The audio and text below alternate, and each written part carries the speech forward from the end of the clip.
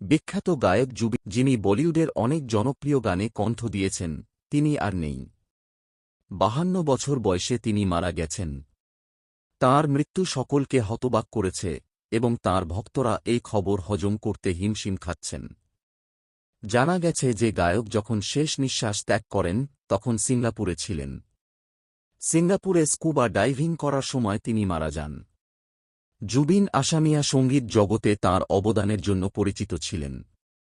আসুন তার পরিবার এবং তাঁর রেখে যাওয়া সম্পদ সম্পর্কে জেনে নেওয়া যাক। 1972 সালে মেঘালয়ে জন্মগ্রহণকারী জুবিন একজন অসমিয়া গায়ক ছিলেন, যার আসল নাম ছিল জুবিন বরঠাকুর।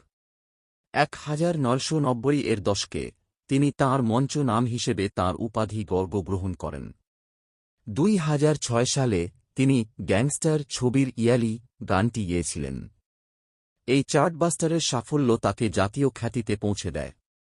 এরপর সুবাহ সুবাহ এবং কেয়া রাজ হ্যায় সহ বেশ কয়েকটি বলিউড হিট গান প্রকাশিত হয়। জুবিন চলচ্চিত্র এবং সঙ্গীত জগতে মূলত অসমিয়া, বাংলা এবং হিন্দি ভাষায় কাজ করেছেন এবং গান গেয়েছেন। তিনি 40টিরও বেশি ভাষা এবং উপভাষায় গান গেয়েছেন। বহু বছর ধরে তিনি আসামের সর্বোচ্চ পারিশ্রমিক প্রাপ্ত গায়ক বলে জানা যায়। মিডিয়া রিপোর্ট অনুসারে 2025 সালের মধ্যে জুবিন গর্গের মোট সম্পদের পরিমাণ 65 কোটি টাকা ছাড়িয়ে যাবে বলে ধারণা করা হচ্ছে।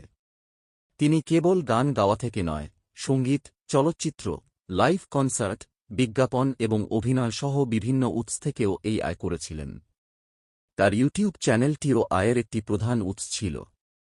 জুবিন তার স্ত্রী গরিমা এবং এক কন্যাকে রেখে গেছেন। এই ভিডিওটির জন্য এটুকুই।